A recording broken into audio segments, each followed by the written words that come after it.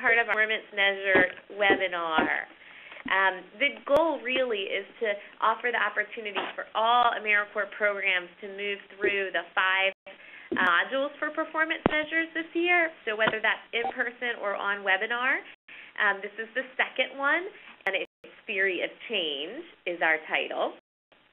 I also wanted to let you, we have a great opportunity with this webinar in that we are using the platform from the Corporation State Office instead of that other webinar platform that didn't work for us.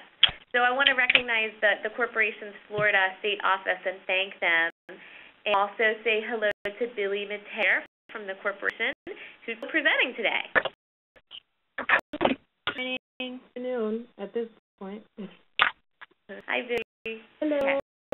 It was really great because as Billy and I were working on this, I learned a lot about the Senior Corps programs and others that she's managing that are learning these very same topics. So let's get started.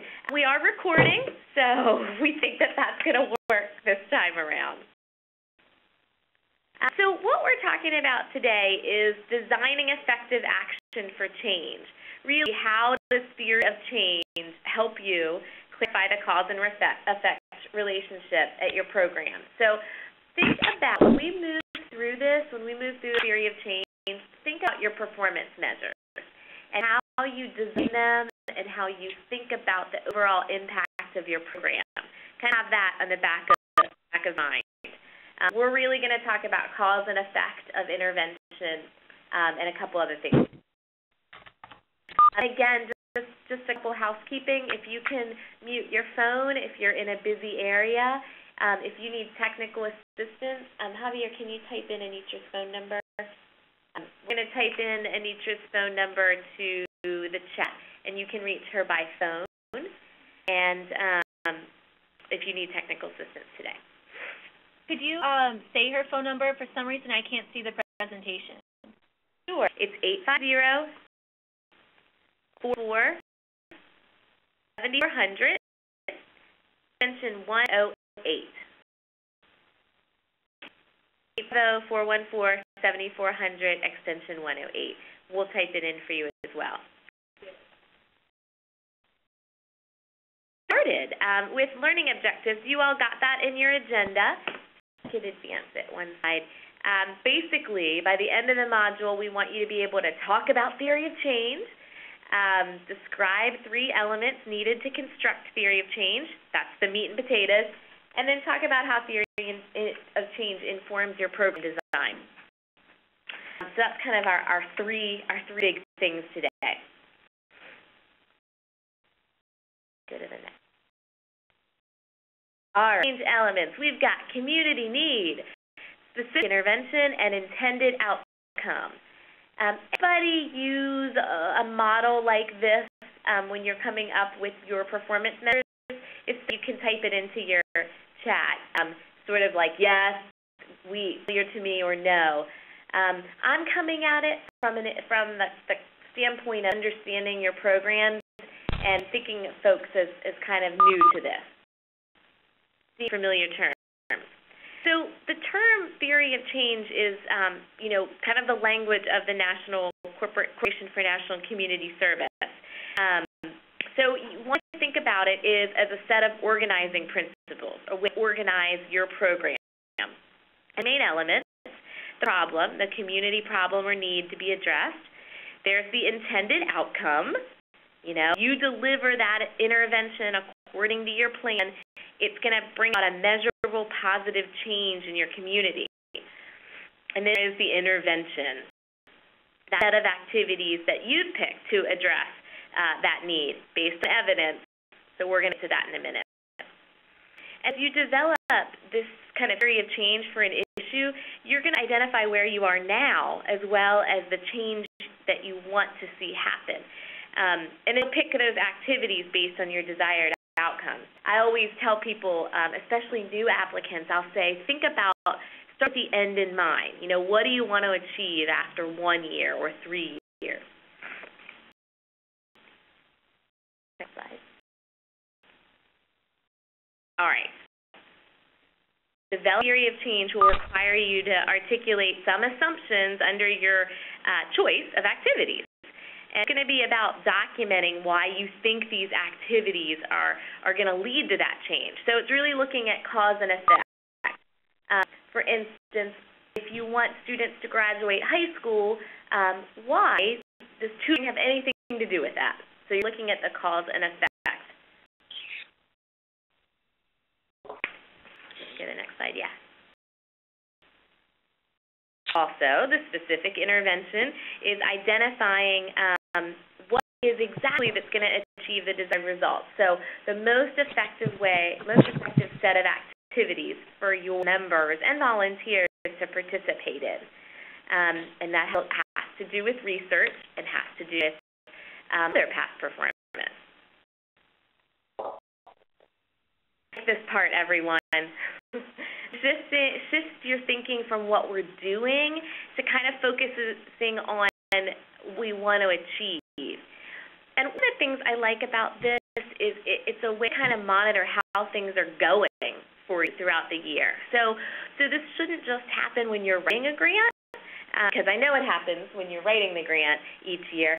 And it happens, too, when you're responding to the commission's report.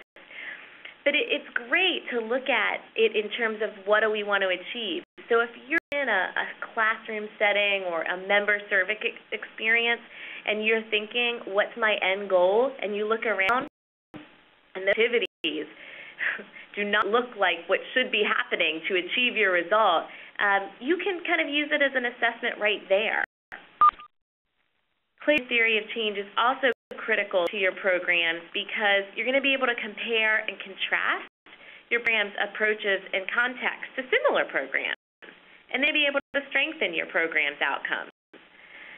You can revisit your outcomes, your performance measures each year, so that there's a logical and practical relationship between that intervention and the change you intend to make. But there's a direct relationship. We've worked with all of you, and you've worked with your own team on your intended result, and do the interventions make sense for that intended result? And I say, in general, the Florida AmeriCorps portfolio is strong. But I think this gives us another framework. Let me stop there. Any questions, comments so far? Okay. We'll keep going. Let's see. All right. You see it all. You see that community need, intervention, and intended outcome. And the underlining elements, let's talk about statistics for a minute, is the data that documents the extent and severity of your community need. And so that could be from a lot of different sources. Can anybody type into the chat kind of what are some sources that you think of for data? And it's that. Never mind. Let's see what y'all think about some data. Are we able to see it there? Yeah, okay. Your sign-in logs. No, I don't know about that one. Census Bureau, we've got school statistics. Guys, so we're going to get to this in a minute, but those are some good examples that Department of Education, health sources, foundations. There's a lot of great places out there that data can be from. It's not a news story, and to the degree that it's local, that it addresses your local community, the stronger. We'll get to in a minute. And there's the evidence. Evidence that informs your understanding of why a particular intervention will result in the change identified. We'll spend a little bit more time on that, but you can see that your statistics are supporting your community need, evidence is supporting your intervention, and ultimately your intended outcome. You want to be able to link that intervention to the outcome, that it's based on data. Yes, I test there. Now, that was a lot of lingo. I want to take you into kind of a real-life example of what we're talking about. So Billy Taylor at the Corporation State Office is going to take you through a real problem that I hope nobody's had this season. Go ahead. Sure. So let's go through a basic example of what theory of change looks like in everyday life. And as Kat said, this is something we all try to stay away from, strep throat. Now, this is a really good example of theory of change because it's going to provide us with a familiar example of how theory of change shows us a pathway problem solution, so that cause and effect relationship.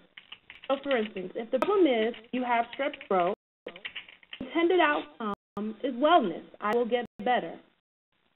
Taking antibiotics is a way to get there. And how do we know that? So taking antibiotics is our proposed intervention. We know that this is the right intervention. We know because there's evidence to support that.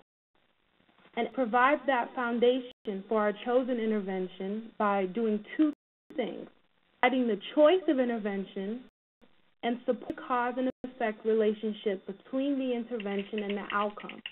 And this is what you all are trying to do with your program. Next slide. So again, evidence supports and leads to the best intervention.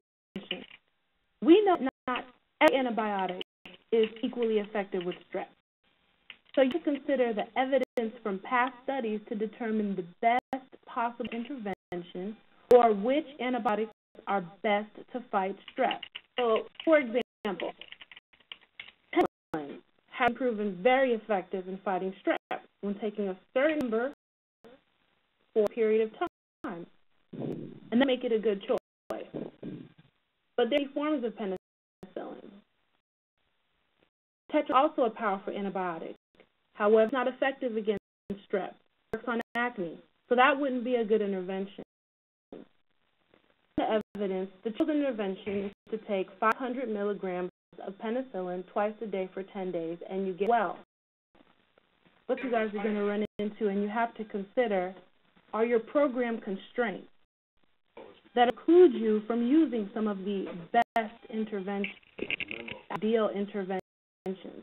So going back to this example, penicillin may be too expensive for someone to take, or someone may be allergic to penicillin. So to have the most promising intervention, you want to understand the trade-offs and what might be the next best approach. So in this example, it might mean taking amoxicillin, which can be effective. However, you may have to take it longer. You may have to take more frequent doses. But it works. Next slide. So let's example, and this is for National Service Literacy Tutoring Program. Some of you can identify with. So we have community problem, an element of theory of change.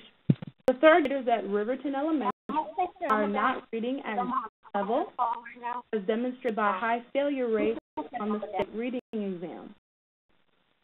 What you see here visually is that problem, that need, it's supported by something. Hey, Lee, I want to just stop you for one moment.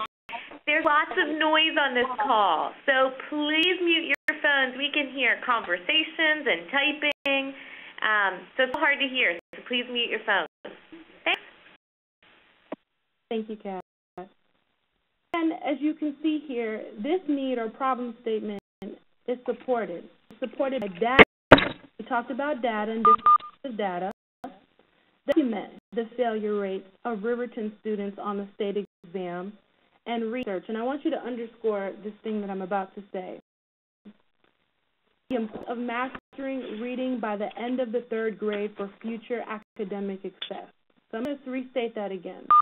This need that we're seeing here is supported by data documenting the failure rates of Riverton students on state exam and research on the importance of mastering reading by the end of the third grade for future academic success. Many entities do a great job at painting a picture of what's wrong, but sometimes there is a lack of communication in painting the other half of the picture. And that second part of that sentence does. Answers the questions as to what? Why is this compelling? Why does this matter? And that's something you want to make sure you do when you're presenting your needs statement. Next slide. Okay, so we've identified it and substantiated our needs. We identify what the intended outcome is going to be. In this case, the intended outcome sought by the program is for students to be able to read at third grade level as demonstrated by passing the state reading exam. Now, this is a good example of what we like to call alignment. We have an outcome that is well aligned with our needs because it is a direct response to the problem.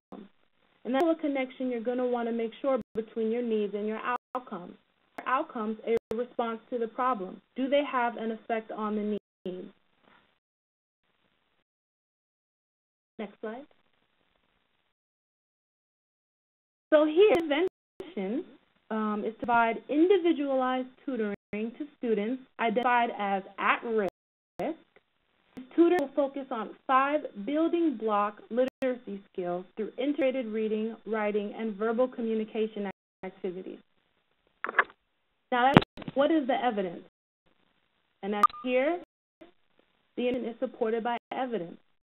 Well, research has shown, and those are going to be words that you guys are going to want to become very familiar with. Research has shown, research shows, past performance indicates. Research has shown this curriculum model to be linked to demonstrable improvement in reading skills. Research outlines the specifics of the intervention that yielded the intended outcome. They're showing a cause and effect relationship between the chosen intervention and the intended outcome. Now, typically when you're doing your applications, this area where you're talking about your service activities. And again, grantees do a great job at talking about what they plan to do to address an identified problem or need. But what is it based on? And that's the gear that we're trying to get you to work on now. Based on service activities, i.e. your interventions on evidence. That has changed, and I'm going to pass it back to Kat. Okay, thank you, Bailey. Well, let's pause there for a sec. Any questions and comments? Is it on the web? Did you learn any new words? And if so, or phrases, put them into the chat. Anything new you learned that sticks out? And you can't write the word Riverton. It's not allowed. Well, thank you, Billy. Thanks for kind of taking us through that example. I think what we'll do now is we're going to move into something a little bit deeper. It's a little bit of more detail for each of these. And we're going to use a different example. And here's where we're talking about community problem and need, the issue. So your community problem is the negative condition that exists, you know, hunger, homelessness, education, and it describes the extent and severity of the problem. So here's our example, and I think that some of you may, we see this all the time. Here's our example. Community has a number of teens that are overweight. You'd ask questions like, it says, what is the problem? Like, what does research say about health effects being overweight? And how bad is the problem in your community? Is it 5% or 15 or 25% of teens? And like, what does this mean? That's the so what? What does it mean that teens are overweight? The description of the problem as well as that need, it's going to be supported by stats, facts, and figures from current and reputable sources. So when you're reading and studying this problem of overweight teens, you're going to gain an understanding of it that's going to help you lead to your chosen intervention. Like, for instance, health classes. Are they covering fitness and nutrition? Whoa, that was nice. I like the fade in and out of that music. Okay, it's like being called off stage. You know, the music comes up as you're getting your award. All right. So how the program is described and analyzed in literature, you know, and what's been tried and what's not worked. When you're writing these proposals, oftentimes you're talking about what's worked in your community, that evidence has shown. You're able to cite what's happening at a school district or a nonprofit or a county government, what's happening. And it's important to know what hasn't worked as well, if that's possible. Next slide. So this is just a note about reputable, that the best data is coming from reputable primary sources, like we talked about, government agencies, institutions, foundations, universities that have conducted their own research. News reports, non-primary sources. And the data that has from multiple sources increases the reliability. So just a shout out to Laren, volunteer logs, maybe not here. Also, current data is important.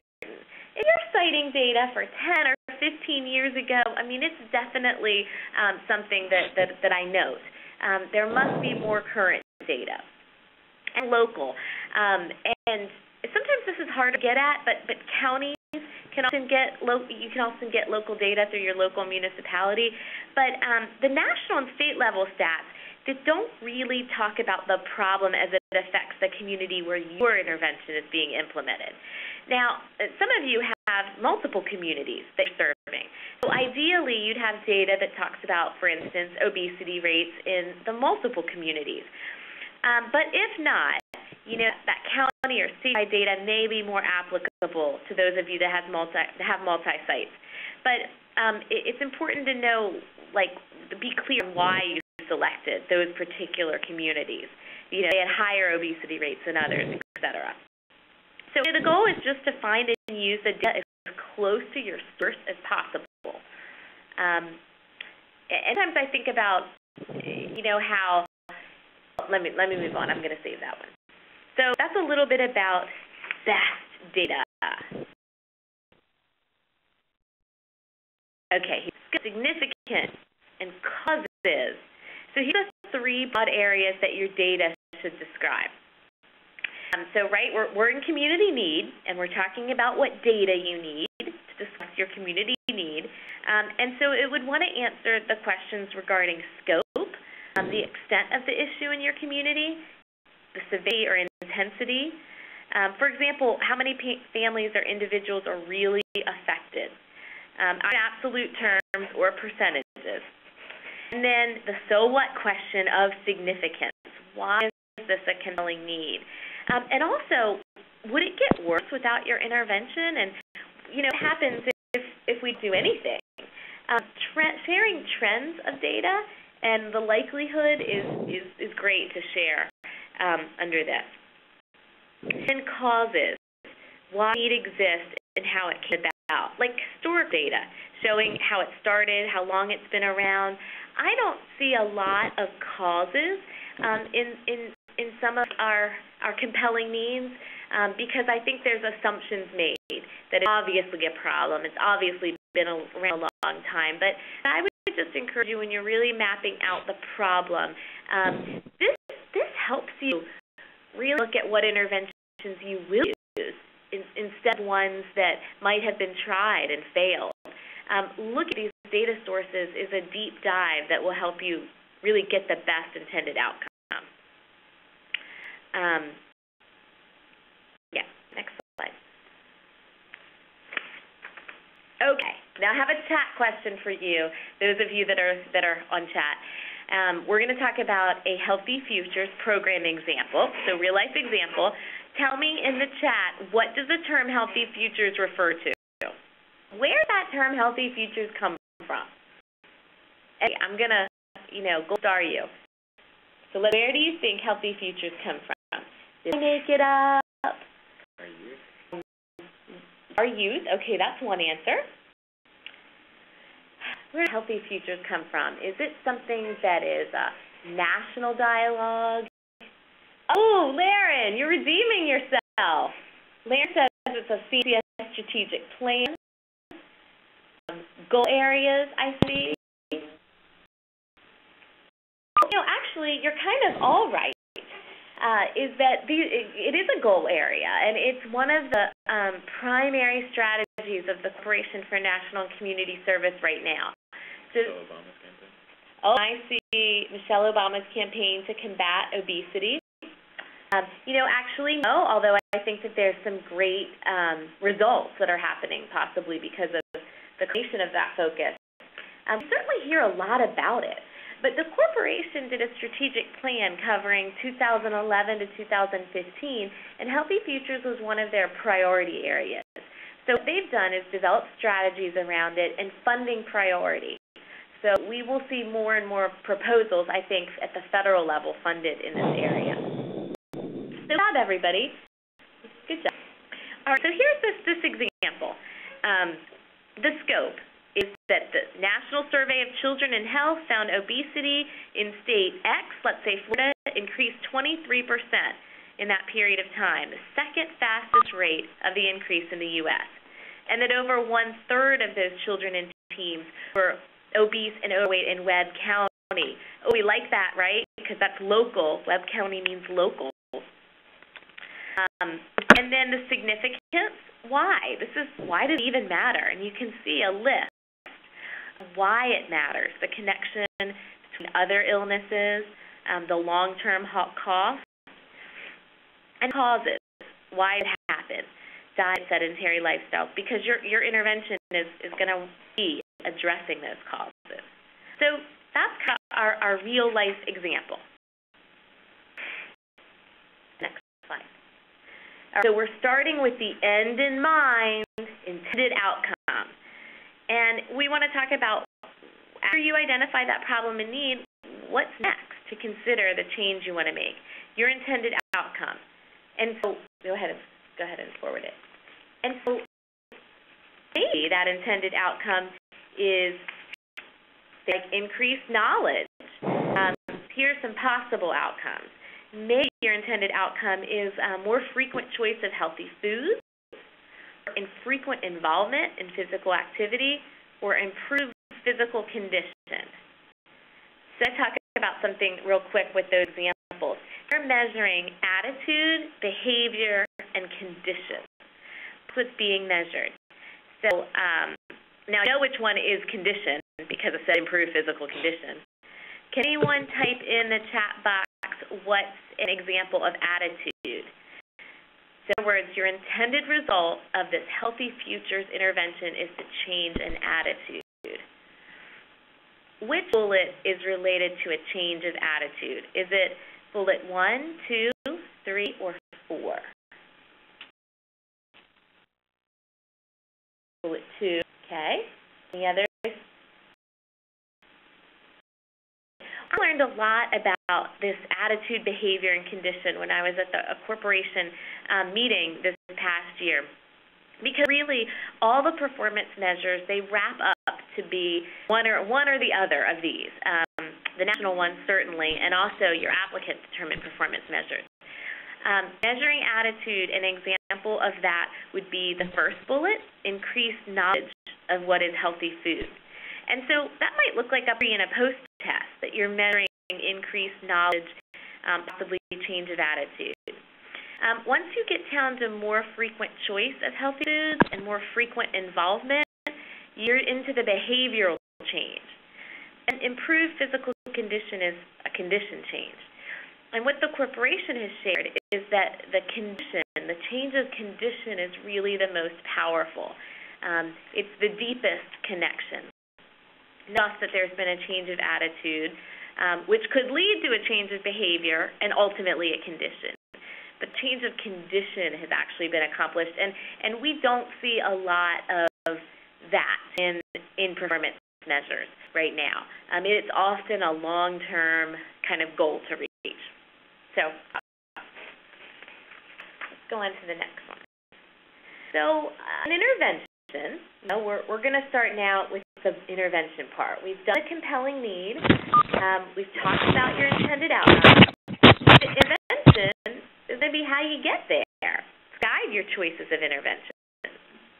And this strategy you're going to employ to bring about the change, those who will benefit from your services.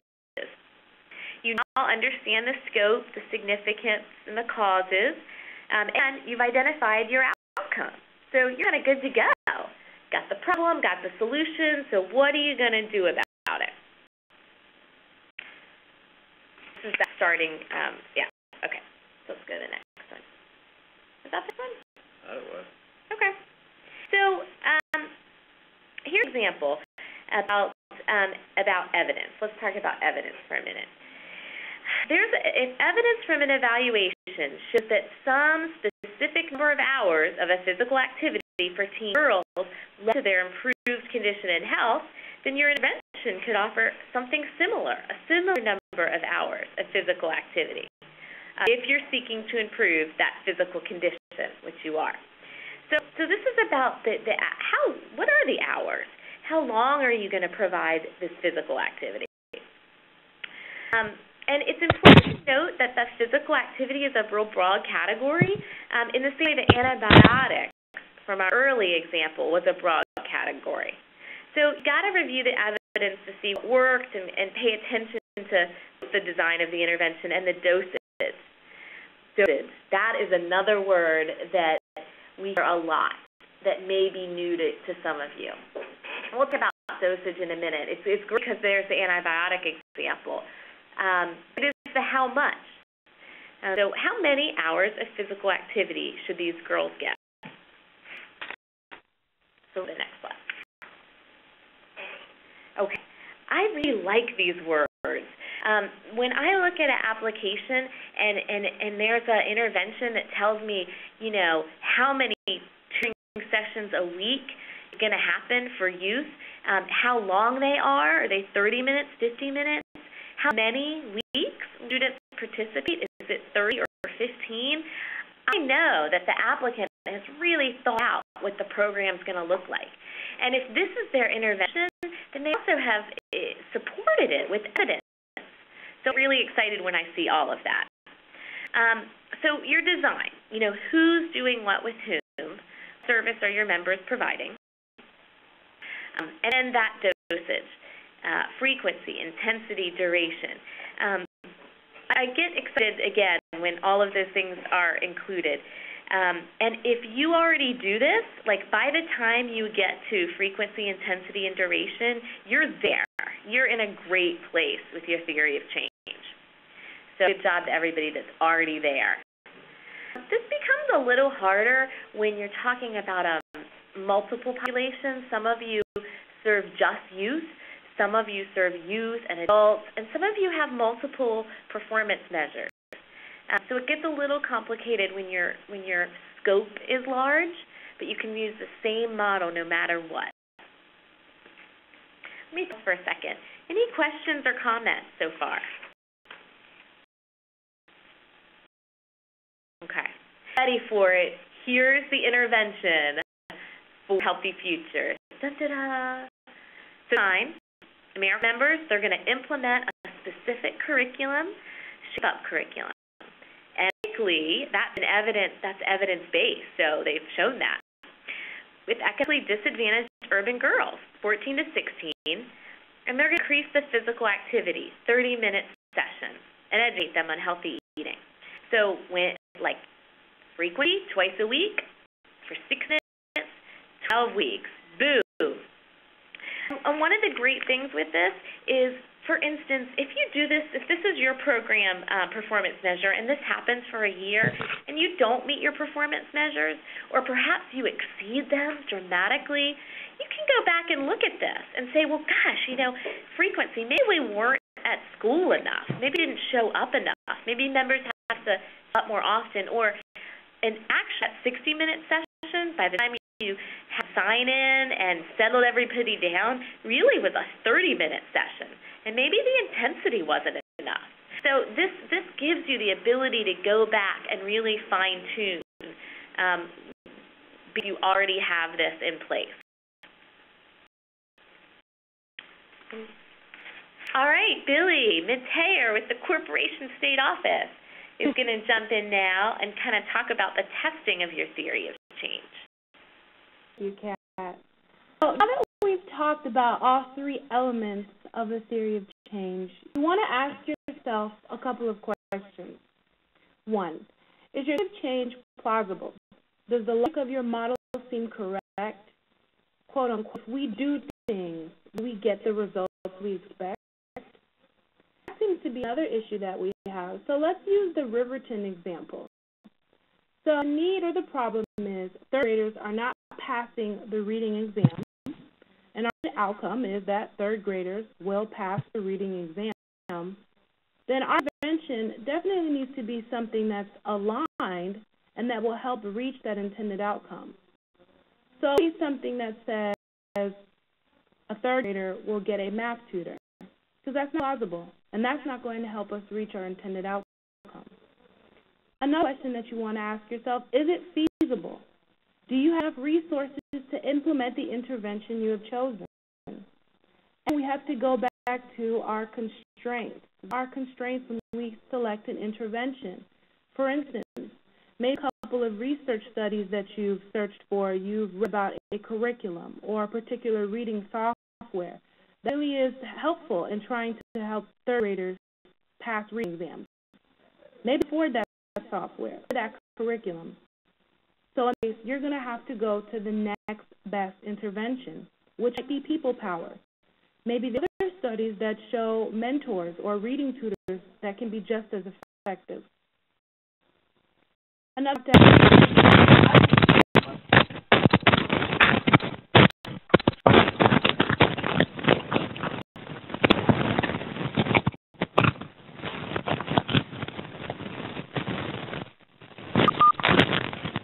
Well, we hope everybody's okay, but it got a little loud on the phone there.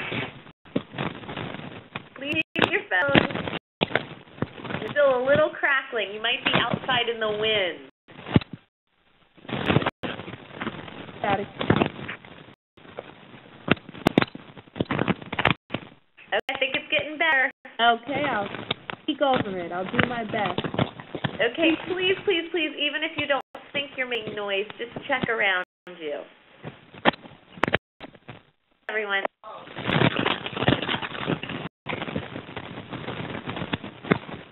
And so the last question you want to ask yourself is it meaningful? Are your intended outcomes important? Is the magnitude change you expect worth the effort? So going back to the Riverton example, if third graders are not passing the reading, and we're going to supply them with tutors who will help them with the reading, we don't necessarily want to have an outcome that says their interest in will increase. Great, and that is an outcome, but is that meaningful? Is that outcome important? Let's tie right back to the problem at hand. So you definitely want to make sure your intended outcome is meaningful.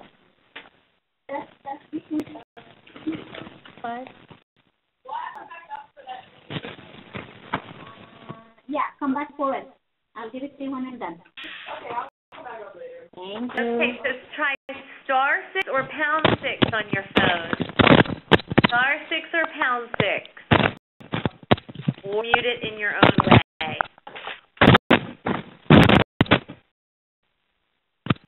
All right. Let's go on to the next slide.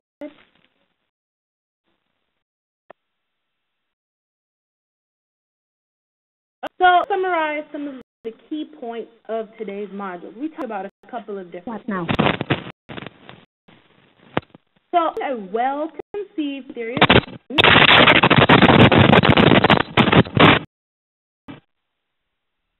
having these theories